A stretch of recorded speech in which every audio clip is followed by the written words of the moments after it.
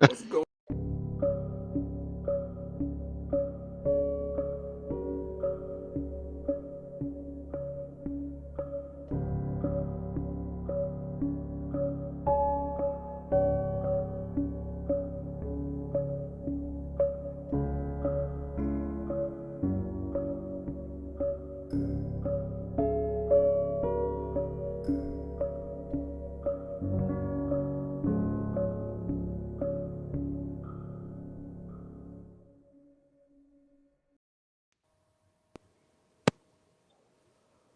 All right, what's going on, peoples?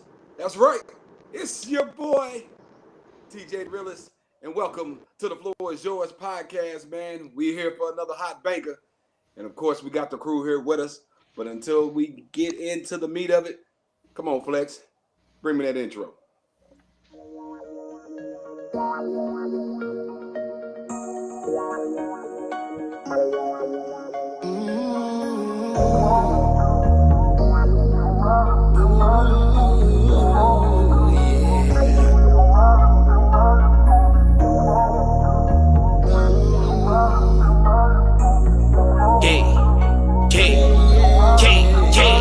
They the rawest new podcast, who want the smoke? Coming raw and uncut like who want this dope? Whatever you want, they for sure to cover the topic. From racial issues to fashion flies to cockpit.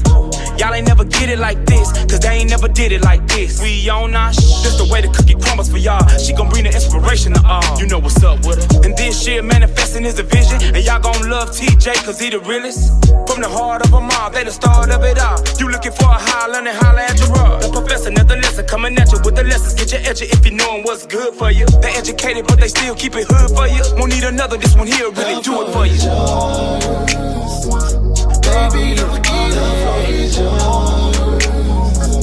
Yeah, baby, I'm in love with you. Baby, come down to the floor. Let me show you how I prove that for you. The floor is yours. The floor is yours. The floor is yours.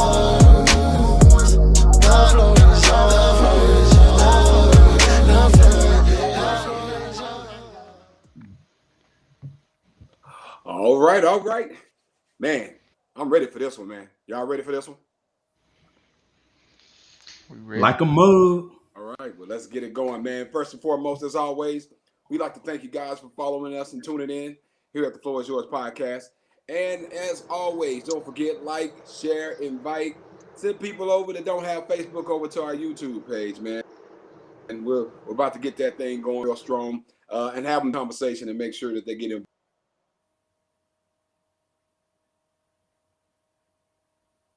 And all that good stuff. So send them on over to YouTube, like the page. And going forward, we'll do more contests for those of you who also follow on YouTube. That's right. So stick around to the end of the show for a chance to win that good hot $30. The Floor is Yours stimulus check. Hey man, Gerard got that money, boy. He be flowing out all them good hot 30s. Boy. Hey, it might be that PPP loan. Hey, watch yourself, boy. Watch yourself. Don't end up in jail now. You know they locking them up. It better be legit. Oh, For sure. So I ain't playing with them folks, man. I like my freedom. Hey, that's real talk. Now, I'm going to give you a hint on how to win. How to win that $30 stimulus check, right? And here you go. I heard that if you go to the YouTube channel, subscribe, and comment on today's show, you might get a chance to win. So that's what we need you to do, man. I mean, that's what the little birdie told me. And it ain't my money, so I want y'all to get it. Somebody got to win it. Get that hot $30. It's a lot you can do with $30. We said that the last show, I think. We broke down what you can get with $30. So, you know, we can give you some more tips if you need to. If not, just redonate it to me. I'll give you my cash app. All right. Hey, I'm like what's called a whole lot of sandwiches, man. Like, brother, man. Whole lot of sandwiches. $30 make you holler. Hey. Oh, Lord. Also, man, like to welcome the crew. T. Will, what's up, my dude? Oh man, you know, man, same old same. Just hey, maintaining and hustling, dog. All right. Just like that. That's what we like to hear. And as Yes, always, sir. Inspirational Chic. What's up, sis? You got the Goldilocks. Hey, man, they over there looking good, man. What's going on with you? Yeah, what it do? What it do? I'm just here behind T Wheel, chilling today. Was out in the sun, having a little fun. You know, I'm chill. I'm gonna make it do what it do. All right, all right. And we got my boy King James. That's right. We got our own King James right over here on the Floor is Yours podcast. He's rolling on the road. So give a shout out to him real quick. Just give us a head nod and let us know you're here. There you go. What's up? I'm here. All right. James, somebody said that's illegal. You was illegal today. We talking about he got a seatbelt on. Oh yeah, both hands on the steering. Well, one hand on the steering wheel. I mean, there's people with one arm, they get to drive. Oh, shots fired. When they see this, they gonna be on your page. Hey, I'm just saying. I'm not looking at the screen. Eyes on the road. Eyes on the road. All right, King James, make sure you get to that destination safe, brother. If you chime in, do what you do best. And as always, my sis, Miss Cookie, what's going on? Hey, y'all. I'm down here country living today. We out here in the country shooting and riding dirt bikes and four-wheelers and whatnot. That let you know she was a man, baby. Let me tell you something. Turn the camera around. Let me see. What? I'm on my laptop today. I don't know how to turn the camera around. Oh, okay. It won't turn, Cookie. It won't turn. It won't turn. All right. Well, Miss Cookie, you want to go ahead and bring us into the first segment of the show? Do your thing. Yeah. So again, like TJ said, y'all like the show, share the show, invite people on Facebook and Instagram, and go to YouTube and subscribe so you can get this $30. So to reward the followers for participating, we are going to comment from each show that stands out. Like the next show, we'll talk about it. So we did this last show, if y'all remember. And we're going to give a prize away to the person that made the comment. So from last week's show, that was about relationship urgency. We picked a comment. And that show we talked about, as we age, it's more important to wait. Is it more important to wait for your mate, the person of your dreams? Or are you willing to give up some of those standards and requirements in order to go ahead and just get your mate that meets some of your needs and some of your wants? So the comment that stood out came from Mr. Chris Baker, and it was an offer for him to give an all-inclusive trip on Amtrak. So here's our comment. He gonna take her on the Amtrak. She gets a meal, roof over her head, and a vacation all in one. So he done put it out there, okay? So Chris, we want to thank you for participating in the discussion, and hit our inbox with your mailing address, and we will send you a t-shirt and a beverage holder. You're going to be real, real fancy. So go to the page, watch last week's show. If you missed it, share it. Don't forget to share, okay? We got to get the word out there.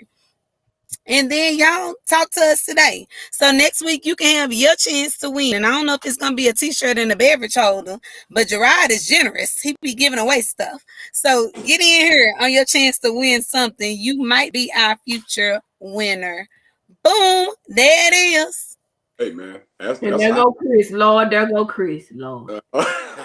Yeah, you know he was here. Chris said old school. He said Amtrak.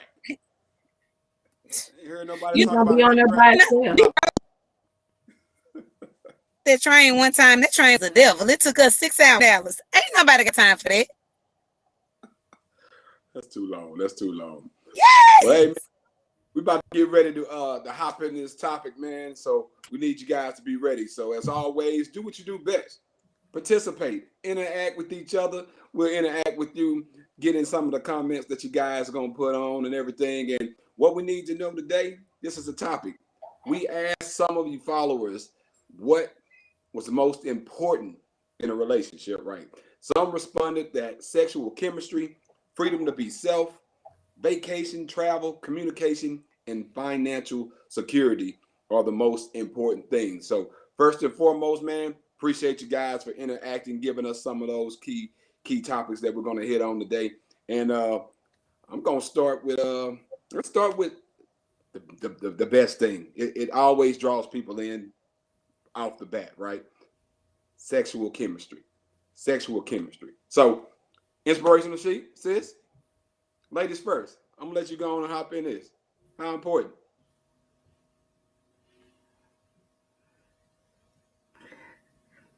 At this particular point in my life, it's like a drought. I mean, so I can't really tell you what the chemistry would be like right about now, because it's nothing, all right? And then, so mind your business, but y'all asked me first, so this is where I'm gonna go. But in the event that I was in a relationship, that I was enjoying it, you know, I just need us to be on the same number wavelength, I should say. So I don't need him to be a 10 and I'm a 7. We need to be the 7, 5 together, but we can't be up and down because somewhere it ain't gonna work. So for me, it ain't the top of my food chain right now, but it would be somewhere in the middle. How about that? Okay. Somewhere in the middle. Let's qualify that right there. You said he can't be a 10, and you can't. So that means, like, in performance, what 10 mean? It's not really like the performance, right? Because sometimes, you know, everything doesn't balance out quite well. And I'm trying to say this as cool as I can, you know. So you have to find different ways that you make this chemistry work. You know what I'm saying? And, you know, and when you can do that, you still find a way to make that intimacy be there. You know what I'm saying? And so many times, you know, so many people want it to be, you know, certain widths and lengths and all that. I'm talking about because I'm a woman. And I don't think that's necessarily important. I just feel like it's the way you come together and you make everything work well together, you know? So, yeah, I hope that helps you out. Yeah. Because you trying to go be too nosy. Hey, man, I just be needing to know, man. He beat me to it because I was about to dig in. You was coming? Yeah, I was coming too. Yeah, I'm just saying. Okay. All right. Yeah, but I'm just saying, but you know, I'm the girl. I'm the girl when I gotta be, but I'm just saying I just have to, you know, we always talk about make this old list and stuff, but most of the time we go to sexual chemistry because, you know, we've been taught to write everything out. We don't talk about the balance together because I'm telling you, some people can be a nympho and some over there just want to be a nun, and that ain't gonna work. So a 10 is a nympho. Yeah, I don't need all that. I don't. Okay, I got you. No. All right. Pass me by. Well, for me, I say it's important, man. It's one of those things. It's our makeup. It's the way that we're balanced out in the world. Is what first jumps out, especially when you're talking about initially getting started in a relationship, right? So you want to make sure that you are sexually attracted to someone because eventually it's going to get to that point. So you gotta and for me, sexual chemistry is not always about sex. I'll say if someone can turn me on by just the way that they look or the certain little things that they do, that goes a long way because that builds up that chemistry between you guys for when it finally gets to that point. So the build up within that chemistry is everything. That those steps and things that you do beforehand is always going to play a major part. I'll say if we rated it from 1 to 10, I'll say it probably would be about an 8 for me. So I'll say I'll grade it as far as about an 8 as far as importance. And I think my wife would say we on the same page, we on the same level. So we're gonna keep it there. We're gonna keep going at that peak. If anybody that's seen us out, y'all know we get a little nasty beside ourselves and act like we get that big home and we have to cut it out. So our sexual chemistry is always strong and on point. So I don't know how high she would grade it, but we there. So I'll say it's important. And see, watch this. You good coming from that angle, right? But them ones that be talking about that sexual chemistry, then y'all finally get together, and even though you got chemistry, but then see what I'm talking about? Then what happened to the chemistry? Then I bet it don't still be there. Then that's their problem. Okay, I'm just saying. Let's throw that out there. They'll be looking for some more chemistry. Hey, Misha, just James asking you, is it okay if you're 8? Yeah, if I'm a 7.5, I said if I'm a 7.5, the 8 works. James is being illegal now. He messaging and driving. Lord. Yeah. So you know, if I'm right there at a 7.5, the 8 works for me. Yeah. Man, Yes. I hear you. Now, back in the day, I probably was a whole 10.5729. She said 7. Dang, That man. means it's still in you, Misha. You just put it up for now. It didn't No, go away. well, you might got a point, but I'm gonna just ask the Lord to keep it at a minimum. It didn't go away. It's still there. Misha was the GOAT. Boy, let me find out. Hey. Mm. I'll say, and I fully agree. I definitely feel like you got to be equally yoked. Like you can't have a 1 and a 10. Them don't go together. But I think it's very important. I think sexual chemistry is very important, which is why, even though I done went to church forever, and my church people, plug your ears, don't listen to me right now. Even though I done went to church forever, I ain't never agreed with we're gonna get married, then we'll find out if we have good sex together. Because what if we go do it and it's terrible, and I feel like, oh, this shit ain't gonna work. Like, what do we do at that point? And it's not like it's not gonna work. We can learn what to do with each other. Like it ain't gonna work ever. It ain't gonna work. Now what we supposed to do with this? What is we gonna do? Pray about it. What's this? Can you be more specific? What's this? I can't. Ooh. You sent me a message and told me to keep it PG-13 and ask me what's this. It can't be both. It's one or the other. I feel like sexual chemistry is absolutely important. It ain't at the top of my list because if you just out here having good sex and don't nothing else match up, then you ain't doing nothing. Like it ain't even worth it. But at the same time, we can't be having bad sex either because at the end of the day, somebody gonna get tired of having bad sex and some bad things is gonna happen. So you got to be able to have some good sex, some good times, some spontaneous sex, all kinds of sex. Makes it good. Hey, the Christians is doing. No, I ain't gonna even say that because we Christians, everybody supposed to live. But the ones, them holy saints, they grab your girls, baby. Hey, I like this comment right here. Anointed. I'm just saying. If you ain't having no good sex, you gonna have some problems. Wait a minute, we got a sermon. Okay, real. You need good sex. You need. Hey, before T Will though, I got one more follow up with Miss Cookie. So on the scale of 1 to 10, can you take a 10, or is that too much for you? What? I didn't see that in the comments. I ain't see that in the script neither. And I'm just gonna plead the fifth on y'all. You heard. Let me tell you something. The song told be a lady in the streets and a freak in the sheets, and it didn't tell me to be telling everybody I was doing in the sheets. So you just ain't your business, Gerard. Yeah. Okay, then. And she told you. Yeah. Told her to keep it PG-13. Stop digging. Yeah, my bad. T Will, what you got, brother? Hey man, I it's all around, but I think the build up, sometimes because you have to keep that. It's like that sequence, that next thing, right? So I'm just thinking like if it ain't there at the beginning, it's something you can work on because everybody they just ain't in that field there. Yeah, they just ain't got that skill set, right? But it's everything could be learned. You know what I'm saying? Like they say, leaders are born, man. Leaders are formed. So I really believe you can. There's work in progress to be done. I think if y'all match up chemistry wise, and it don't always have to be sexual, but that is part of it. Don't get me wrong, but I believe that you can work on that area there, and you can get them there. That's just if they willing to, if there's a will, there's a way. You gotta be willing to go that way though. You know what I'm saying? So I think that's the build up. You like you said, you gotta keep it fresh. You know what I'm saying? You gotta do different things and just keep the relationship going. And I think that's what keep that spark going. You know what I'm saying? So yeah. Well, you know what? I think I saw James put on there. He said, and it goes in line with what you said, T. Will. He said some 10s can bring a 7 out of a 1. He already talking about mathematical calculations. I'm so sick of him.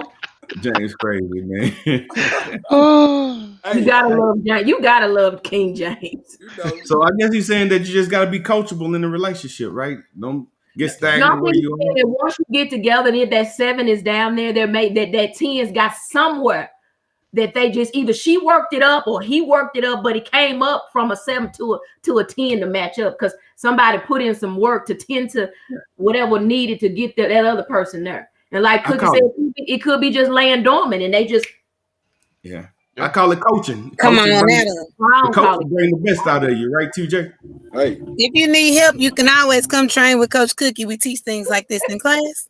oh There's the really? plug. Hold up, what you running over there? Oh, they There's the teaching plug. let me they find teaching out. tens. We doing all kind of dances over here. Oh man, okay. What you got going on, man? We teaching all kinds of stuff over here. Yeah. Hey, All but right. yeah, so when I did the survey, that was the top question, and the next one was communication, and I see we both talked about that earlier, how important it is to communicate, and sometimes we don't dig in and talk about over communicating, and I think that's a big problem that people have in a relationship is anybody can talk. Communicating is just simply whether it's verbal or nonverbal, it's just letting another person know how you feel somehow, some way, but we can over communicate sometimes. And I think, me personally, I don't think over communicating is right for a relationship. Now, I'm not saying you have to be a perfect communicator, but a person that tends to over communicate, they can drain life out of other people. And I just want to get I see the inspirational sheet to talk about that.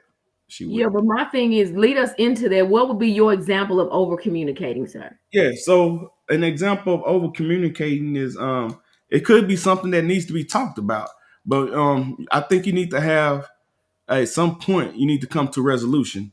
And I know some people can tend to harp on an issue and just beat it down. And sometimes my old sergeant major used to call it a bully. He called over communicators bullies because they use the need to communicate, which is very important, but they go overboard. Say if someone does something wrong, and we bring that up and we talk about it, or even just a miscommunication on something. Well, come and let me know. Let's come to a resolution and get off of it. Now, I want to be sure that we paying the proper attention to it, right? I don't want to, like, hey, you got 5 minutes and I'm done talking about it. I don't want to be that, but I don't think we should be talking about some of the small and minute issues, 2, 3, 4 days, at a time, Okay, just to so try if you put it like that, then you got to look where two different people are thinking, though, because men and women think differently. And you just basically kind of said it. You were like, well, once you address it, you feel like there's a resolution, then you done with it, right? Well, what if she is not looking at the resolution? Because women like to kind of, they think about stuff and then they kind of just put it right here, and they might want to come back. But I've seen men do it too. So let me not just make it a gender thing. It goes both ways. So then it's the fact of, is it more of a frustration that it keeps being brung back up, or is it the way it's being delivered? Is it more of a nag or a chastising, or is, baby, this is where I really want you to hear my heart?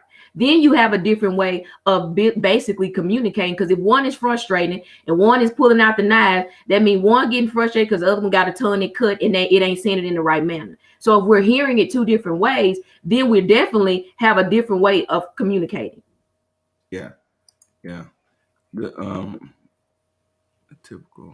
But we do have a tendency, though, if we know that we can just nag at that thing because we know it's gonna get up under each other's skin, then we just keep messing with the little scar. It get a scab because it's getting well. And guess what? Somebody come back over there steady digging in. I'm like, nah, I want them to hurt a little bit more. I want to tee them off. I want to tee her out. So we just have to learn what triggers that we know not to do in the event for it to go our way, but to do it in a way that we do it, that we're helping each other and not hurting each other. So yeah. Yeah. I think I like what Josh just put on here. He said over communication, i.e. beating a dead horse. I think that was again, we need to give proper attention to the issue, but after a while, I think you just gotta wonder, what are we still talking about it for, and what are we looking?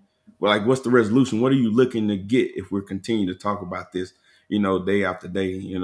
What's the purpose? Yeah, and then it's another side to that. If we're steady going back to this, what is not being resolved? Where are we not getting together for us to get to this place? So you still got to flip of the coin on both ends. Yeah. But if I'm saying, I got you, I hear you, understand, and then you still coming back and you still No. think that's No, I get that. My thing is, if it's the point that if you say that and then it's something that you it comes up and it's not, I didn't hear you, I didn't understand, and I didn't follow through. Then that's when that comes back around. And 9 times out of 10, she don't really, or he may not really say anything, even if it's done happened twice. They wait till that 3rd time or the 4th when then everything done built up, and then guess what? Now it's a whole pop off for the last 4, 5 times and the first time. Yeah. Mr. Salter, that is not a man's thought. Stop that. Oh yeah, she said that's a typical man thought. Hey, that's sexist. What's up, JG? King James is in the chair. Glad you made it safely, brother. Okay, I didn't die. Yes, we are. Yeah. Hey, someone want to address this one right here from Misty? And women try to listen to understand and not just listen. It only keeps coming back because the communication was not clear. And I don't feel like it's a gender thing. I think we've been made to make it gender. I think that goes both ways. Yeah. Because some women just waiting for their turn to talk. It ain't got nothing to do with understanding, right? Yeah, understand. Don't wait no more time to talk. But like, once again, I say it's a 2-way street because men do it too. We all do it. Humans do it. Let's just say humans do that. Even the kids do it. But we're being stereotypical right now, though. Well, you are. Welcome to the show. You come in on fire. Yeah. JT said words matter. There's a difference between that upset me compared to look, you pissed me off. So yeah, I get that. Like if I'm upset, how am I communicating my displeasure for the situation? I think that can definitely derail the conversation. So good point, JT. Miranda says it's got to be understood and got to be clear on both ends. And I think that's the big challenge. You know, that old saying, men are from Mars, women are from Venus. You know, we just tend to think about things differently. And that's not, always going to be the case. But I think if we're paying attention, if we know each other, and that over communicating thing, that tends to happen later on in a relationship. In the beginning, we got all the grace for each other. And, we like everything about us. We can pass gas and everything else. And in the beginning? I'm just saying you got that kind of grace in the beginning. Not on the first day. Especially if you're a 10. So I'm just saying. I'm sorry. If it happens, that's the problem. We want to camouflage you. Ain't no need to sit there and hold your stomach. You just probably need him to pull over, let you step outside the car, vice versa. But just be your true self, because I'm not finna do that. I'm not finna hurt myself over there trying to be. Yeah. You better let that out. Boy, listen. James, you got anything to add to that? Nah. Okay. Cool. I'm getting ready for the next one. What's the next one? We'll let you go and lead us in. Is it my turn? Yeah. Hey, man, you know what? That's messed up, man. I always throw you alley-oops. You see me looking down, right? And you just gonna catch me off guard like. Well, this is the thing, baby. When you gotta go for the winning game shot, you gotta be ready. And even if it catches you off guard, you gotta catch that ball. You gotta put it up. If my eyes not on the ball, I'm gonna get hit in the face. It don't matter. You supposed to dust it off, find the ball. Eyes down, right? You know what? You acting like a real King James, flopping and crying. Get to work. I'm gonna help you out, bro. Put in work, baby. Put in work. Give us what you got. Because it ain't even your turn yet. T Will's supposed to come on in next, and it's Flex over there just jumping. No, he saved you. He saved you. No, we're not ready for we're not for the floor is yours segment yet. This was because James missed his entry earlier. So James ain't missed nothing. Oh, I didn't. James out the T Will. You see? No, we're not talking about the current events. He got a lead in question too. Okay. Well, you forgot to make it bold, my man. I'm gonna say. What is it? I'm stuck. We asked. Okay. Is it? What's the lead in question? T Will, go ahead. Hey, I was just waiting till it shut down a little bit. I just break it in, TJ. Hey. Hey man, it's all in the name of love. All in the name of love. That's But right. we gonna get on with this question though. So the question is it a deal breaker between you and your mate if you don't get along with either side's family? So, that's just if whether you're the male or female, if you don't have like that relationship with their side, is that a deal breaker? Is that a problem? Or is that something you can work through? Let me let me hear your inspiration. Come on with it. Oh, it's not. And It's not a deal breaker for me. Because you're not gonna always. Everybody ain't gonna much together.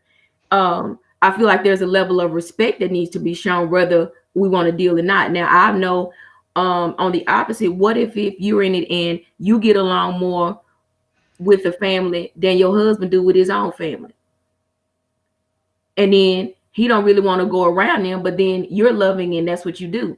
I'm just saying. So I just feel like you got to know what you're getting into. For me, it's not, because I feel like it's a balance of who you love and how you love people. If everybody is not going to be receptive, I can't make them like me, but that doesn't stop me from wanting to be with my husband or my mate. Good point. All right. that's Yeah. a good one right there. I Yeah. like that. I think it depends on who it is, right? If it's my immediate family, siblings, and my parents, because we were real close. Really, even my cousins, we were real close, and we're a warm, open family. We welcome everybody in. So if my mate is not getting along with my family, it's gonna make me wonder, like, hey, what's going on? So I'm gonna try to get to the bottom of it. Hopefully, we can reconcile it. But I know I'm being a little biased when I say this, but if someone is not getting along with the majority of my family, I mean, it's just a red flag on something. And again, it's your family, you're biased towards them. But I'm going off history and seeing how, people have brought in even, the not so loving mates. And we welcome them into the family with no issue. So again, if someone's not getting along with my family, it's just a red flag for me. I'm not saying it's a no-go, but we got some work to do. But you got them families that they Oh, yeah. just do not like your spouse either, and they'll cause hell and do that little backdrop. And 9 times out of 10, sometimes the spouses won't check their family, and then they want their wives or their husband to sit there and feel like it's okay. But then you're supposed to be there. So once again, I'm not gonna let nobody disrespect my mom and all that. But we do have them little hidden agendas, huh? Them hidden agendas. Their family Well, like, she bougie, or her hair too curly, she too light skinned, she can't cook potato salad. They find a bunch of stuff, just be nitpicking. Oh, that's some hating right there. That ain't Well, no. it happens. So what Yeah. you do then? Do you take her for your wife and or your husband and let your family just do it, or you be like, oh, it's okay, they don't mean no harm? Because we'll So do what that would you too. tell them to do? What would you do? If they do all that right there, Yeah. I'm like, now hold up. What you're not gonna do is do that while this is going on in no family dynamic. If we got a problem, we need to sit down and talk about it. But you're not finna do all this every time we come. You want to do this little ha at a public setting, because we do that, and we don't have enough. We don't have enough. I guess you want to say balls, nuts, or whatever, just to say no, that ain't right. Because there's so many people that are good together, but families tear that up. And that's because some things are done behind closed doors or sneaky that we don't look at. And we'll think, like, well, oh, they didn't do that. But yeah, they really did. And what you got to do is see everybody, we finna all sit down today. But when we have the level of respect for our spouses and the balance of the family, then we ought to be able to sit down and say, this is how it is and this is how it's going to be. I wouldn't want you to do this to my wife, and I wouldn't want you to do this to my mama or anybody in there. But we don't do it at that time. We always want to talk behind closed doors to Auntie Annie and do and this, that, and other. Next thing you know, you like Ricky Smiley on the podcast telling everybody I don't come back to my damn house.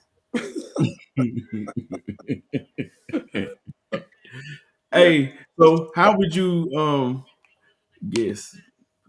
Oh, there we go. all right. Well, check out what Misty Saltler said. She said, "No, I can work through it as long as the respect is shown from the individual that don't get that they. I guess what she meant is that who they don't get along with. That's the way I'm interpreting it. And Yeah. I agree with that. I mean, honestly, I agree with her like that. I mean, I think that both sides have to be factored into consideration because I mean, me personally, I feel that the family that I rock with like that, I know they care about me and they got my best intentions at heart. And sometimes I think that there's some things that they can see that you can't see. But I think it's also about approach and about respect. And when it comes down to it, some people just don't like each other, and I'm okay with that too.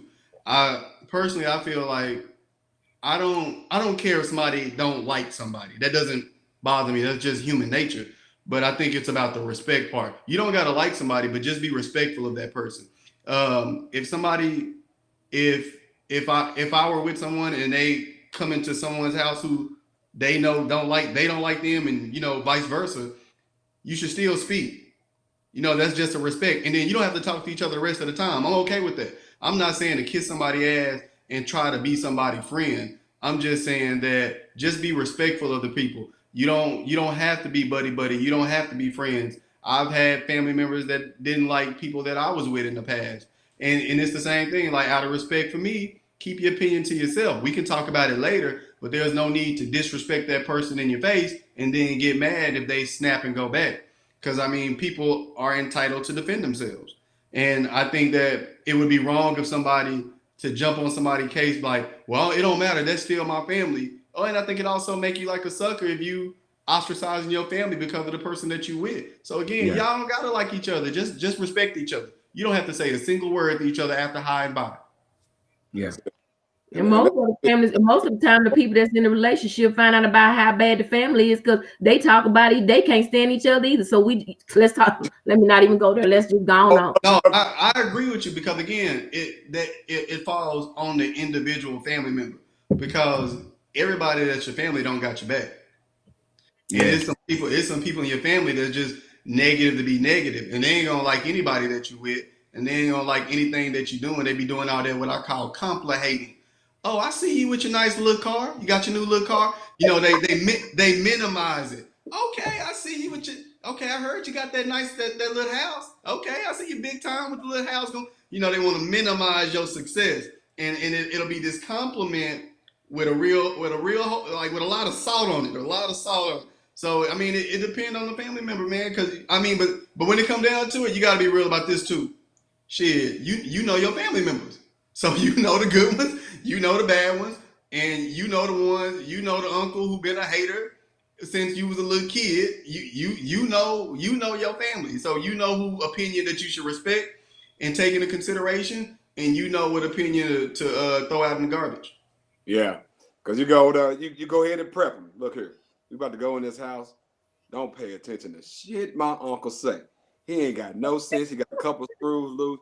He can't keep his mouth closed. Don't pay no attention to him. Got it?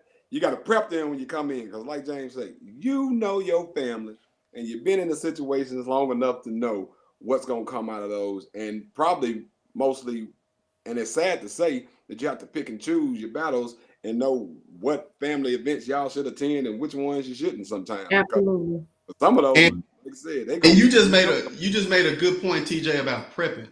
I think, as stupid as it might sound to some people, and like, what is the big deal? I don't care about that. I think you just got to be respectful of it. For example, I think it's certain things that you do that you got to prep people for to avoid unintentional disrespect. For example, if you bringing a woman home for the first time and y'all went and ate a couple hours ago and you taking them to a place to somebody's house who got a meal and they offer them food and they be like, that's okay, I'm not hungry.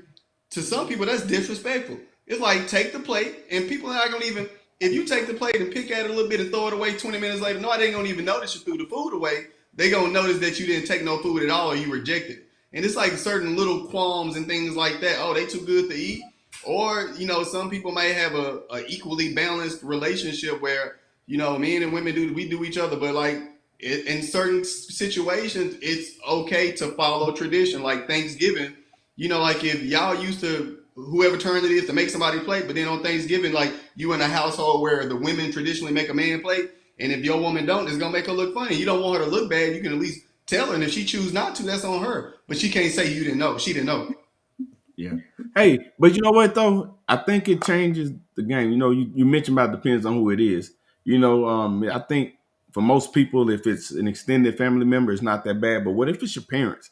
and you got a real good relationship with your parents, how does that change that question or the dynamics of it? Cookie? Miss Cookie? Yeah. What you got on that, Cookie? First off, I want to say I like the Jeremiah called it complicating. I am absolutely gonna use that. These old backsliding compliments folks be giving over here. I like that. But as far as that goes, I guess if I choose somebody to be with them, and I know that sometimes family outside looking at you, we always say mothers know best. So sometimes your mama can look at the person you dating and be like, nah, that's just not a good match for my baby or whatever else. But it's gonna all have to be decent and in order when it comes to the respect realm of things. Me and my mama got a real open relationship. So if she had an issue with it, we would have that conversation. And then if I chose to keep dating that person or whatever else, it would just have to be an understanding. When they come around, we gonna all act cordial and fine and call it a day and go from there, because my relationship with my parents not gonna end. And if I want to stay in this relationship with this person, it's not gonna end. So we gonna all have to figure out how to get along. Because at the end of the day, the two people that are in a relationship together have to make the ultimate decision, because they're the ones trying to be together, trying to live together, trying to build a future together. But just respect one another, in that aspect. I actually have not had to deal with the parents of the person I'm dating not liking me or whatever else. We've dealt with the extended family, but my mouth real smart. So what I did in the situation was just, if I don't deal with you, I'm not gonna deal with you, and that's it. That's all. Because I don't got time to skin and grin and pretend. So if I don't like you, I'm not even gonna come to your house to start with. And so that way we don't even have that issue. We gonna keep our distance from each other, and we gonna call it a day. And I'm happy that I haven't dealt with the parents that didn't like me, or my parents. Now my daddy he ain't like nobody until this go round. Finally he liked somebody. My daddy hate everybody because he think ain't nobody good enough for me. But we finally done made it to where we making it. But even then, daddy was still respectful. It wasn't no crazy stuff. And I think that's respect is what it all has to do with at the end of the day. Right. True What, talk. James, are you talking about me? Yeah. Him and Jemima having a little conversation. Now I've been on yes, this. we are. I actually got married. Now my mama may have had a little tender, because at first I think she probably wanted me to be with my first child's father, so she always had this little soft spot for him. But that was just down the road. Hey, I'm on baby number 3. But anyway, got married, and I'll never forget. We was at the wedding reception, and when she got ready to do the toast, she said, before she was a Misha Gentry, she was a Misha Thomas. Sharita, if you don't get over there and sit down in the mama's chair, that was that little slug. And you have to go and talk to your parents. You be like, mama, that wasn't nice and it wasn't appropriate. So those things do happen. And you just still, like you said, you still have to go on with, what you, and we were at the wedding. So how about that? Sharita. I'm gonna call her tonight and talk about it. No, I'm just playing. So man, we'll get with you. Y'all have been doing some good comments. Do we have any big comments that steps out to you guys as far as people saying whether it's a deal breaker for them or not, as far as with family? Yeah, some of them just saying, kind of piggybacking on each other. It depends on the which family member. So that was to the question I asked. If it's distant cousins, even close cousins, not a big of an issue. But I would prefer that my mate has a. You don't have to have the best relationship, but at least a cordial one at the minimum, and and even if it was just that, because again, I would try to manage that without forcing it, of course.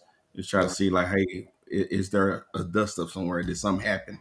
Where y'all, not vibing or feeling each other. Correct. And the biggest thing that popped up outside of cordial, or as you say, is just the whole respect thing. So I think mostly if it can be respectful, whether they're liked or not liked, then as long as you can get along and get through the grace, and it's about that person that's in the middle, which is their sons, daughters, or whatnot, then I guess at the end of the day, as long as they're happy, then the family should understand that. And as long as nothing's going on where they feel they need to step in, then just stay out the business. What goes on in their house goes on in their house, and just act respectful and cordial as has been said once you step into their house, and everybody be all right. All right. So what we're gonna do now? Social media has been jumping with hot topics and current event. King James, let's spend a few moments, my brother. Now is your time because somebody had us jumping all over the place. But spend a few moments going over some news, hot topics, and current events. What you got for us? What's going on? Gotcha. Cool. I appreciate you giving me a heads up on the ball coming as opposed to somebody throwing the ball when it wasn't my turn to even get it. I appreciate that. I appreciate that. All right, but before I get into it, viewers, make sure that y'all are subscribing to the YouTube channel. Subscribe. Typically, if you click on any active link on Facebook showcasing the show, there will be information in the link for you to click and go to YouTube, or you can just search for it on your own. YouTube, The Floor Is Yours podcast. It'll come up. You know the logo when you see it. And also a little bit later, we're gonna, this time for the prize that we'll be giving out, we're gonna pick a comment that comes from the YouTube page. So you got time right now to go to YouTube, log in, leave a comment on YouTube pertaining to the show. Don't just write your name or just write something real quick. We looking for the good ones. So, but anyway, that's what we're gonna do. But as it pertains to current events, there are three things that I want to talk about today, and I'm gonna give all three up front, and then that'll give people time to attack what they want to attack, and then I'll just get y'all opinion on each one. We'll spend about a minute on each one just to go there. So the three things that we're gonna talk about are the conviction of murderer Derek Siobhan. We're gonna talk about verdict versus sentencing. How you feel about it? Also in the news coming up this week, in addition to that, would be Amber Geiger's appeal. We all remember, I'm sorry, not Amber Geiger, murderer Amber Geiger. Her appeal is coming up, and we'll talk about that. I want to know what you guys think and how you feel about that. And then finally, the last thing that I want to talk about is near and dear to me is the unfortunate passing of Ma'Khia Bryant. I have two questions. We can go back and forth about the details, but I want to know your opinion on who's to blame and justice versus compassion. That's what we'll talk about. So let's start with the Derek Siobhan trial. We all know that not Derek Siobhan, the murderer Derek Siobhan was found guilty of murder. Well, he should have been found guilty of murder, but we're not gonna get into that. He was found guilty, and a lot of people were happy and relieved, but we can't really just take that sigh of relief yet, because a lot of time, or in recent times, we've been getting the guilty verdict, but we get upset by the sentencing. So my question to you is, based on, because he wasn't charged with murder, first degree or second degree murder, he wasn't charged with murder, but based off what he was charged for, what do you expect the sentencing to be, and what do you feel would be an acceptable sentence for what he was charged for? TJ, I'm gonna start with you. What are your thoughts? For me, example needs to be made, and at this, I think the jury and the judge behind this a statement piece. If they want any resolution going forward and they want to make true change, I think they need to make these mugs scared to do any damn thing like this ever again. So how do you do that? You give the max of what you can possibly give for that sentencing. I mean, I don't care what it needs to be, and not sure what that looks like. But I mean, hell, you got people that's been in jail for almost 20 years for half an ounce. So I mean, you killed somebody. You're a murderer. I think you should get at least 30 plus years easy. It's simple. And you got to do at least almost 75% of it before you even up for parole. I mean, I mean, but my thing is, I think it's like you said, we look at the verdict versus the sentencing, man, and I think the sentencing needs to be made appropriate, because we need to make sure that this trend stops, and we're finally seeing a verdict made in this case, when we've been so let down time and time again that it needs to be this needs to be a statement piece for things going forward. So I'm for whatever the max that they can give and make it hurt. All right, I see that Nate Hardiman agreed with you. She said Derek needs the max consecutive, and she said that I expect maybe 12 and a half to 15, but she wants the max of 40. And Shay Cooper said 40 is the max. Before we move on, does anyone else have any thoughts on the verdict and how they feel? Like, do any of you guys have anxiety as it pertains to the sentencing? Like, thinking that if they some ridiculous number is going to trigger some other type of emotion? How you feel about it, T. Will? Man, I'm gonna be honest with you, man. We've seen this so much. I think we've become numb to it. I honestly just we already know. You know what I'm saying? I don't see it. I just don't see him getting the max, man. I'm gonna be honest with you. Because we've seen this happen too many times, right?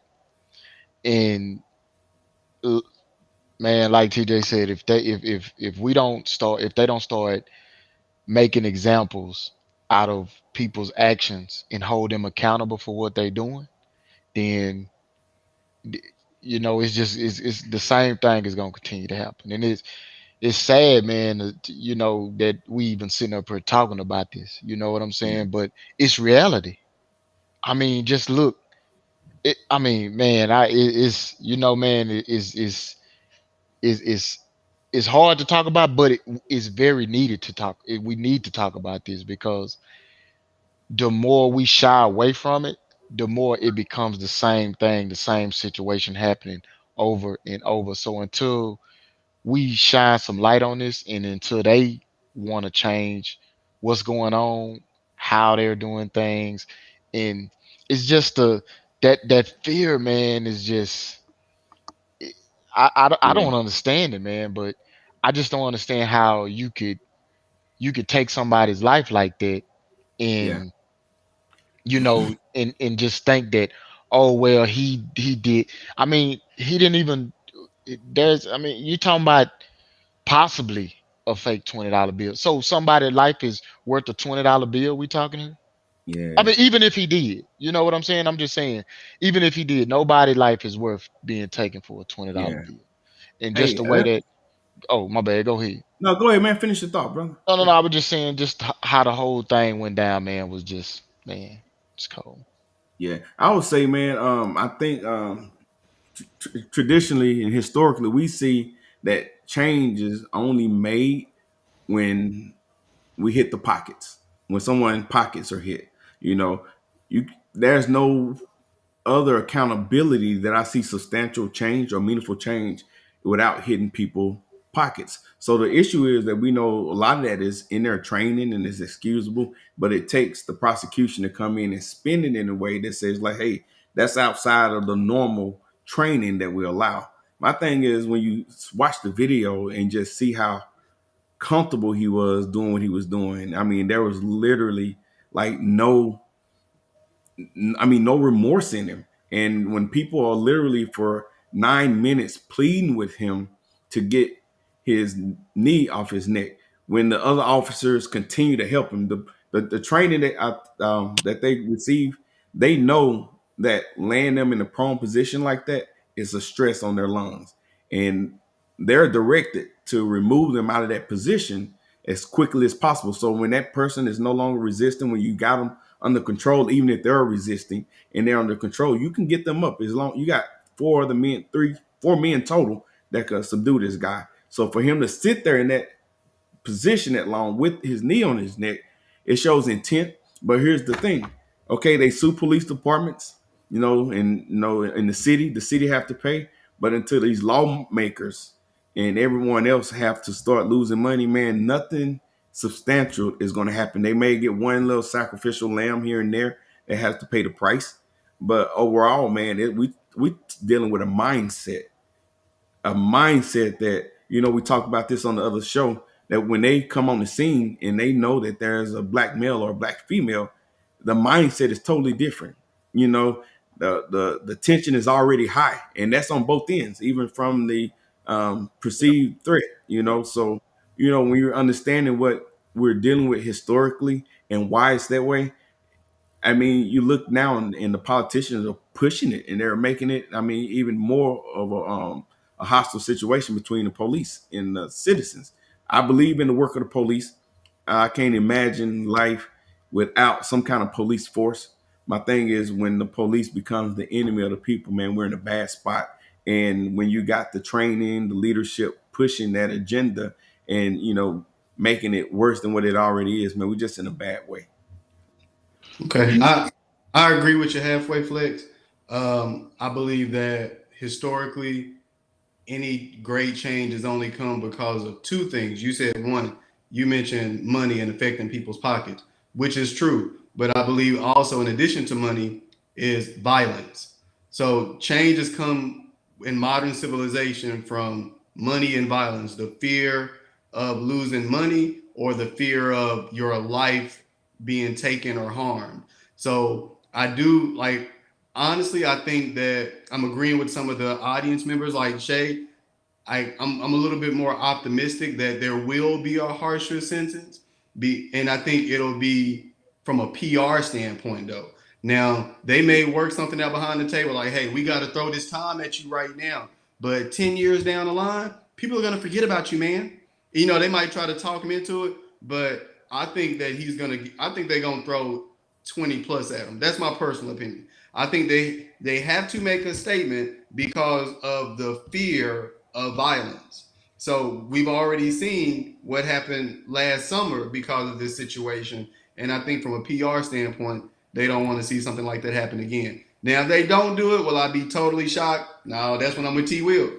Not really. But like if you ask me, I'm optimistic that he gonna get a dub. Let me say something. Well, I don't really know, but I'm gonna say it like this. So I listen and I can listen and you can read the comments and everything. And a lot of things that stick out to me is that you said he was down for 9 minutes, right? And people recorded and they pleaded and they begged, but nobody who puts their life on the line to save a life. I'm just saying, because nobody moved to try to do, and it was a lot of people there. And I know they got guns, true enough. But what is the sacrifice that we want to do to know that gets us to the point that we don't keep seeing it like we're doing? Because as long as they keep seeing it, we just gonna record and we just gonna stand by and let it happen. They keep moving in this manner. So that's kind of the way on my end, when I get to seeing a lot of stuff like this, a lot of it is disheartening. Because once all of this stuff happens and we tear up cities, we tear up towns and all that, but nobody's tearing up nothing at that time to make sure that we're trying to stop anything. We just record. And that man was there 9 minutes on the ground and nobody moved. Nobody. I mean, hey, I don't want to die either, but he still died. And yeah, he is guilty of what he did. But I'm just saying, if we gonna get anything moving, one thing about I know it, and I don't mean any harm when I say this, but the LGBT community, they stand for what they stand on, and they'll get stuff shut down just like that. Your businesses, you ain't finna make no cakes, you ain't finna be no venues, because they stand up for what they stand up for, and they stand on it. So, I don't know, it's a little tender for me, but I wrong is wrong when you murder somebody. But we're just as wrong when we come back and we allow things to be done. And I know we hadn't got to the other baby. So a lot of people are at fault when it comes to a lot of things, because as they said, we got hood rules and we go by the rules and we show up and we bring our kids and we bring, I'm gonna take you here, or we see these things going on, but we don't jump in and intervene, because of course I don't want to die, but somebody else's life is on the line. That's tough. All right. That's a good point. Let's move on to the next one, the Amber Geiger appeal. A lot of, like it came up in the news, like this week coming up, Amber Geiger, she's going to be up for her appeal. A lot of people are upset about that, but, we have to take the emotion out of it and remember that that's standard procedure. Anybody that's pretty much charged with something, once they have the opportunity to appeal it, they're going to do that. They're going to take that Easter egg or whatever you want to call it. So my question to you guys is, how do you feel about it? Do you think that this is going to be something that's just shot down, typically like it's shot down when it's our people? And how would you feel? And how would you feel if by some crazy happenstance that her appeal ruled in her favor and her verdict was overturned? What do you guys think would be the ramifications of that? We'll start with you this time, Flex. Yeah, to your point, it can be procedural, just go through the process.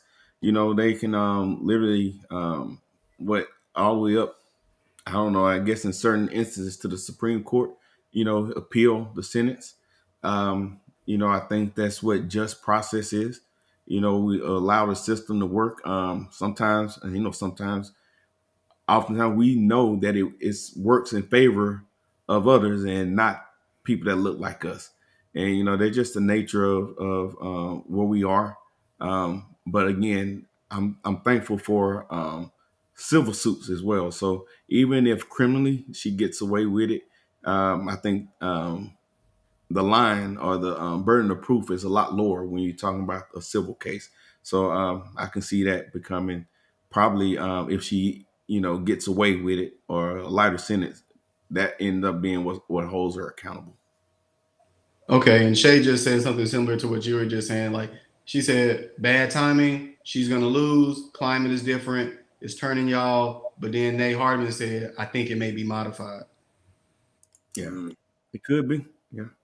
All right, And let me say this: if we think about the with Breonna Taylor, the Attorney General in Kentucky, I mean, we know that I don't want to say he caved under pressure. He may have had no pressure. He may have did what he wanted to do, but we know that whole investigation was bogus, and he decided not to pursue charges. And they left out a ton of information and evidence that would have pushed it the other way.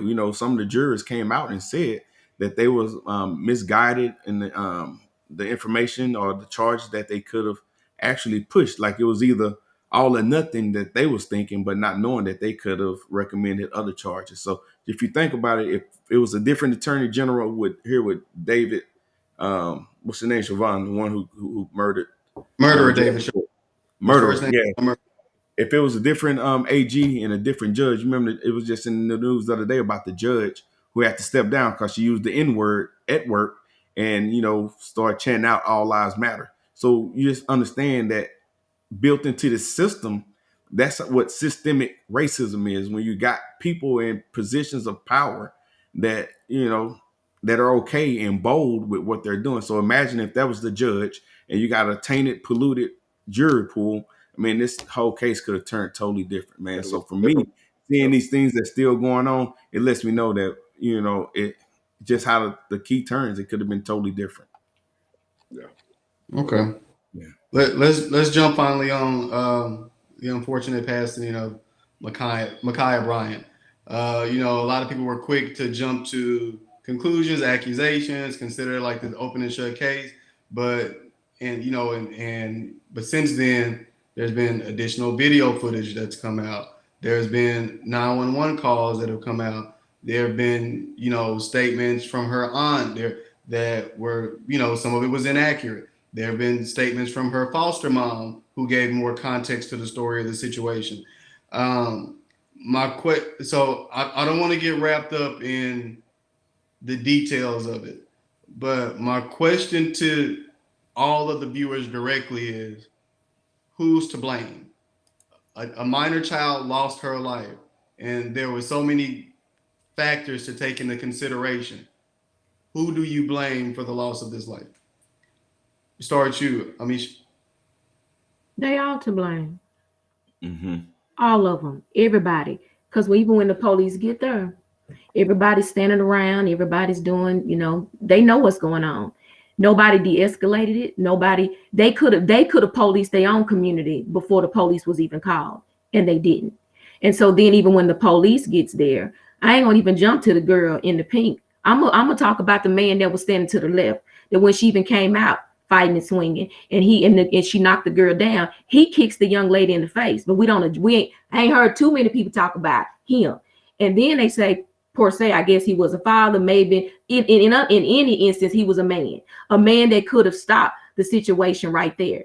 Then the police somebody could have grabbed the baby right then. When the first girl fell down, the police could have tased at that particular point, or he could have just physically, they could have did something there. But then after that, Miss Pinky come from the back after holding the dog to hit the girl or whatever from the back, and then we're going forward. Now you're in a situation where you do have a knot that's coming. to hit this young lady. So we're seeing, you know, hey, he trying to save a life. But did you have to, this baby, all of this stuff is going on. I'm pretty sure she don't even hear him saying, hey, put this down, this, that, and other, because everybody's screaming and everybody got going. Only thing that she knew at this particular point, that there was one shot to the back, for one, because it was from the back, not from the front. And then pow, pow, pow. Everybody could have been dead out there, to be quite honest, because he just shooting. The girl in the pink could have been dead. But at the end of the day, it didn't have to get as far as it did, because they could have done something. Somebody could have put the baby in the house and waited till, you know, and got it de-escalated like that. And that will wait when the police got there. Everybody kind of where they are. But when you got the hood rules going on, because somebody either brung everybody there, then they calling everybody to get there, and now we got all this big crowd there.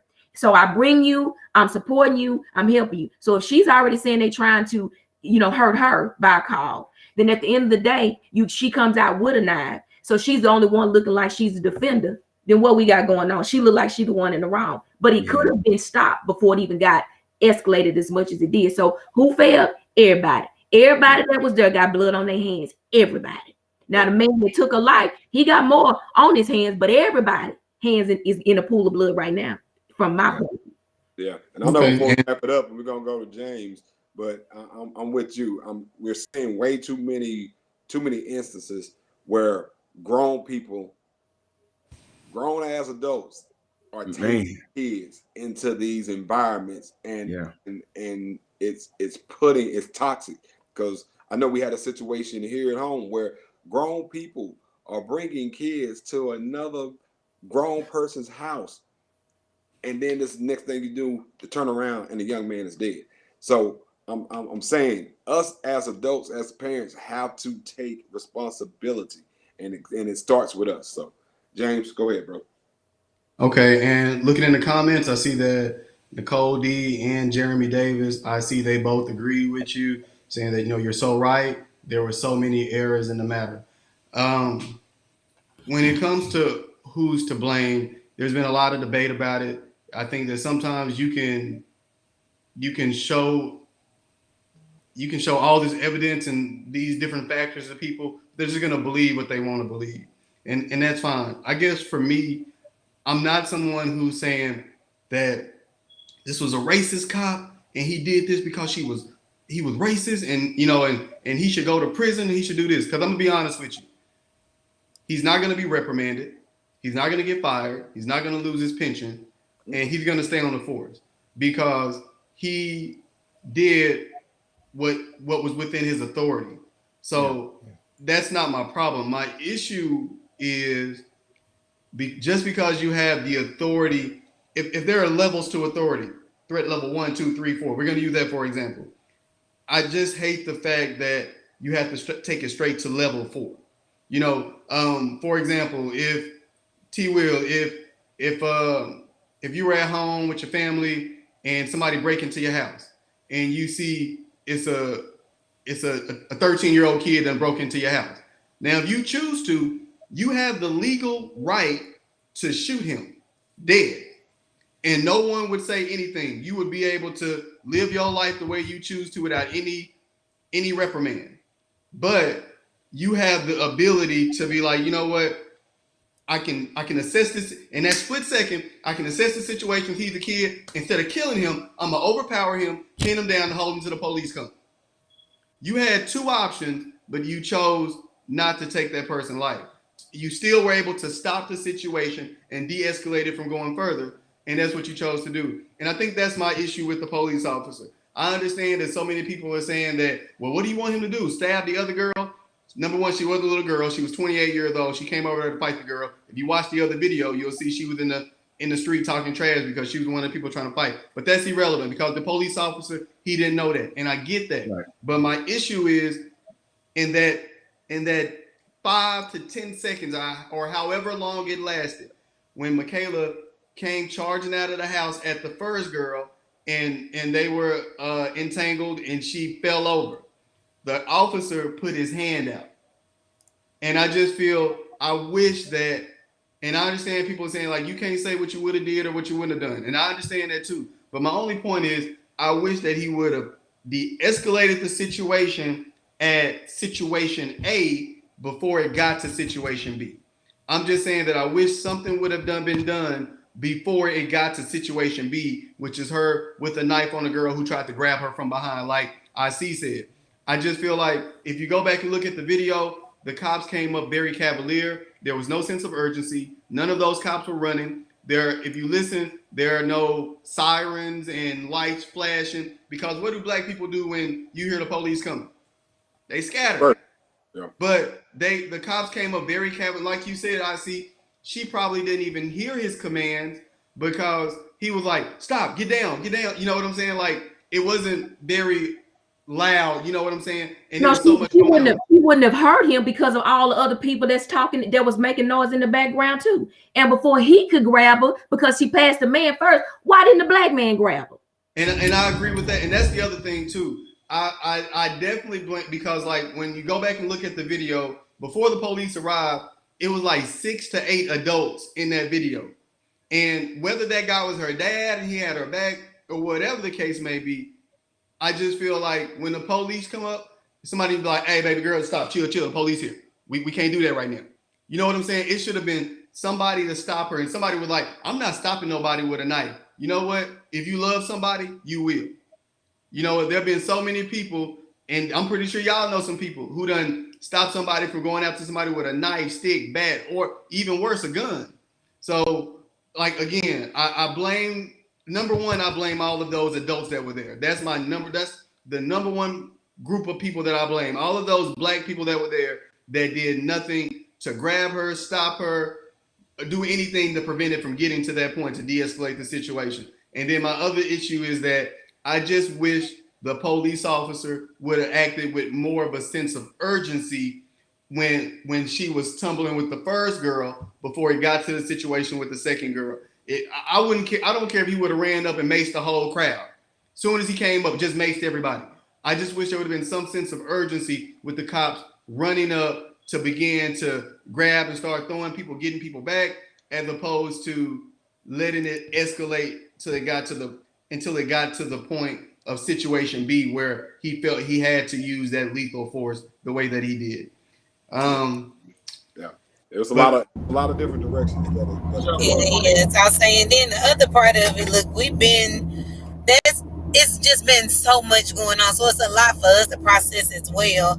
And with that baby, everything that's going on, not even her just hearing it. If anybody ever been in a situation that's a high adrenaline rush like that, you don't hear nothing. All you thinking is self-preservation and keeping yourself safe and what's going on. You ain't listening to everything that's going on around you. But inspirational chic, look, we done took it down that road and kind of got us all down in the dumps about it. We need you to love on us, love back to goodness. Let me tell you something, and I'm gonna be real. When you go from two dynamics of a conversation, from discussing things relationship wise, and then you have to come down to here where it's a hard throb. Misha doesn't do well, and I see don't either, because we the same person. Because when you get to these dynamics, and when you got different situations where one was just totally to the left, wrong, killing somebody, and then you got one that you got to try to figure it out, but then you got a balance of a lot of people are in the same position to be held accountable, right? And then we'll skip over, because I'm gonna keep saying this, and James, I'm gonna have to come to you with this one. I can hear you keep saying the police officer, but you still really don't hold the black man accountable for what he didn't do. Even with all of this, when do we get to the place we got to check us, and we just got to check us in every situation, all of it? Because at the end of the day, that was a man that kicked somebody else's daughter in the face. So my thing is, should he have gotten shot in the leg for kicking another baby down there? He didn't have a gun, but he still hurt somebody else that was there. So we focusing on that, but it was a whole different big thing there. But if I'm gonna bring it back down to an IC note, if we don't get to a point where we can get back to being what the community needs for one another, so that we don't keep going down this same path. Yeah. At this particular point, it ain't even about praying for your black son making it and he get home. You got to now think about if your daughter gonna make it to the house. And then at the same time, you have to figure out if she gonna make it in the event that it's another black man that should be there to protect these girls, even if it ain't your daughter. Are you gonna stand up and do the right thing? Because if you go back and take this thing all the way back to slavery, Black women have been done so wrong and not protected in these manners. So my heart gets a little bit different when it comes to this. So for me, it's about talking to us as a Black community and a culture on what we gonna do to get this thing back. Because if we've been still dealing with this for 400 years, we just keep throwing this out there and ain't nothing changed, and we steady got dead bodies piling up, and mama's crying and daddy's, crying, and kids are now don't have parents because they're in the grave, and we still trying to fight to get justice and all this, and it still ain't coming around the corner. Then where are we? What have we missed? And what are we not collectively getting together? Because we'll say it's all about who got the money and rich and power. Well, it's a lot of Black people I know got money and they got power. But where do they step up to come in and really help us when we need it? I'm just talking about what I'm talking about. Now, when we get to burning stuff down, we burning it down in the wrong communities and on the wrong side of town. I don't want nothing to burn down, but if you're going to burn it, you need to burn it down where it ain't affecting your own house. But if we're going to burn down something, let's burn down what we need to do within ourselves as a community to make sure that all these babies making it home. They're making it back to their mamas and they're making it back to their daddies. And some of these kids got children, right? And these babies are growing up now. They ain't going to have no mamas and no daddies. And the grandparents have to raise them. So what's the mentality of the grandparent or the grandmother or the grandfather that has to raise these babies? And some of them are too old that are now having to fall into these places to raise them, that they can't even, make sure that they're in the house because now they can't get around. So then who gonna step up? Does the auntie come to the rescue? The uncles come to the rescue? What a big brother, big sister program. We don't have that no more. We can't nobody say nothing to your kid because if they do, I'm coming to whoop you. Like my own girl, it's a girl I follow on there. She's like, if anything, take the baby in the house. Let me keep it in the house until the police get there. Even if the people outside knocking on my door. Just to make sure that this doesn't go down the way that it could be. Or then we wake up the next morning and here we are yet again. So we get a verdict, but then at the next time we still got another thing that we wake up to. A matter of fact, we ain't even waking up to. We don't even get the verdict really good in hand before we have this at the front door. Yeah. You see what I'm saying? And then now when you look at all of these things that just keep happening. So and I mean talking about the police officer because I don't feel like he came in a malice way. But what about when they keep looking at it? We don't like to talk about this. Sometimes they keep doing us. I feel like they do this to us because what they see is that we still just want to take each other out. John mama crying and Sue Ann down there crying about her. We'll holler about free Eddie when we know Eddie wrong for killing John. So at the end of the day, what we gonna do? Yeah.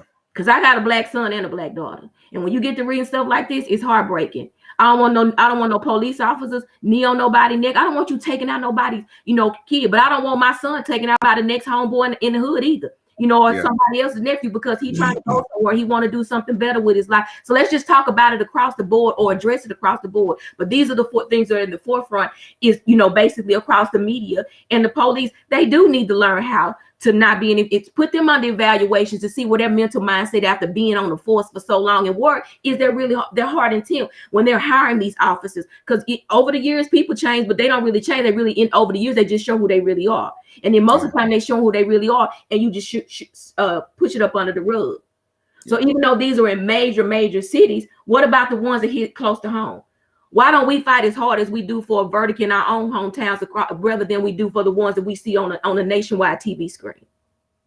So if we're gonna do anything, let's just be real and straight down the middle, and let's not just weigh one side or the other, but just know that everybody matter right about now. All Black girls and Black boys, they matter. But it is up to us to get in these communities and do what we need to do to stop just letting the hood rules run. We stop taking these babies to stop entertaining them. Shut it down. If something ain't right, don't just say, well, this how we grew up and this how it's supposed to be. But it ain't right because there's too many rest in peace shirts where you got loved ones, everybody pouring out liquor for your homeboy, and here we are still on the earth to here able to live to change things. They dead in the grave and been gone 10 and 15 years, and we still saying the same tune over and over.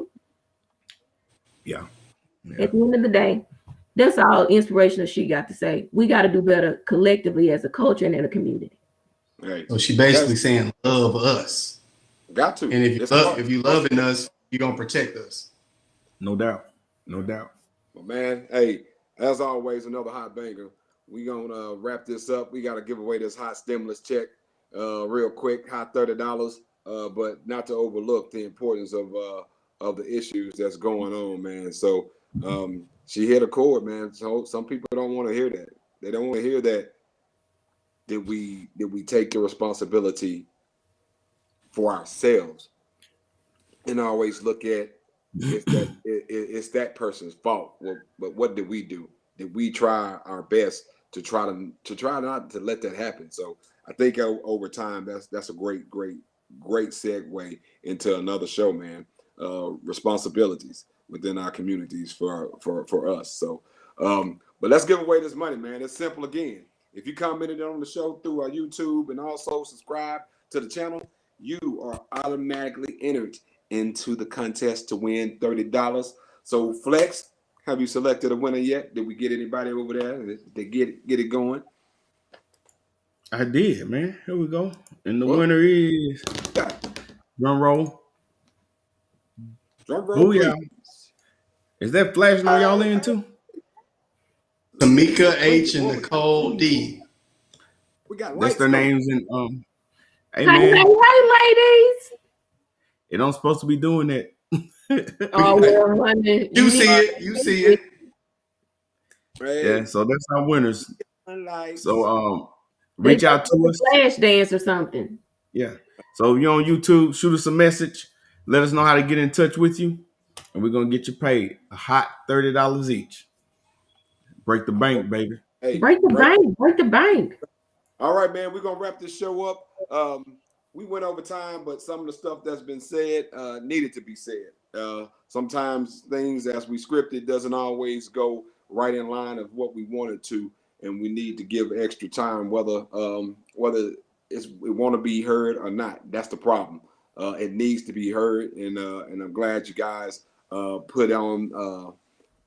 Came from your heart and was passionate about these topics and got involved. And you guys out there in the Floor is Yours community, by seeing the comments, you guys feel the same way. So that's that same sentiment there. So as we wrap up this show, man, I want to say thank you to our crew. Thank you to our audience as always.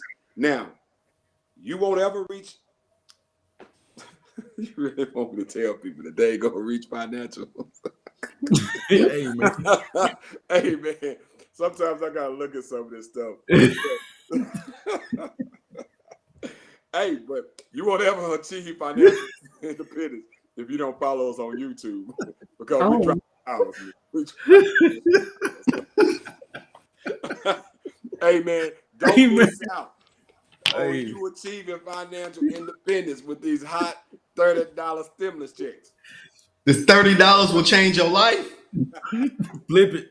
Get over there on YouTube, man. Real talk, man. As always, we're trying to build a brand, and we are here in this capacity and able to do the things that we do on the Floor is Yours podcast because of you guys that follow us and are intertwining and tapping your fingers and spending your evenings with us, man. And we thank you. And we're just trying to go to that next level. So make sure if you do not follow us and like us on YouTube, hit the YouTube page. We're also on Instagram as well. And of course, majority of you guys are still with us on Facebook. Continue to watch all platforms. Some of you may just like more platforms than the others. So those that don't like Facebook, get to YouTube, man. And we appreciate y'all as always. Make sure you keep your ears to the streets and make sure you stay ready for the next show. The floor is yours, man. We want to hear some topics from y'all. Shoot it to us. And man, Flex, I think we're ready for the outro, brother. You got it? Let's do it. Yep. All right. See y'all next time, people. Now it's my turn to tell y'all about my big bro Gerard in the podcast crew. From DJ to realist, Miss Cookie to Professor, and you can't forget about the inspiration shit. They talk about it all, got advice for us all. You'll never know how deep the talks will go. On the weekdays, the weekends, they be going live with the topics. Then they do the segment where the floor is yours. You can post your comments, you can post your statements, yeah. You can ask your questions, They can help you get your life moving in the right direction. If you need advice on marriage, advice on finance, advice on healing, advice on credit, this the podcast that you need to check out. Go ahead and tune in, you'll feel what I'm talking about. Baby, I'ma get up for this show. Yeah, baby, I'm all up for this show. If we come down to love for this show, let me show you how blue love for this show. Hey, the floor is on love for this show. Na na na na na, the floor is on love for this show. Na na na na na.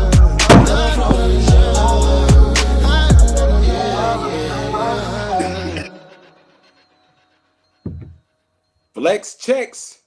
Flex checks. That's right. I like that. Flex checks. Yes. Nah.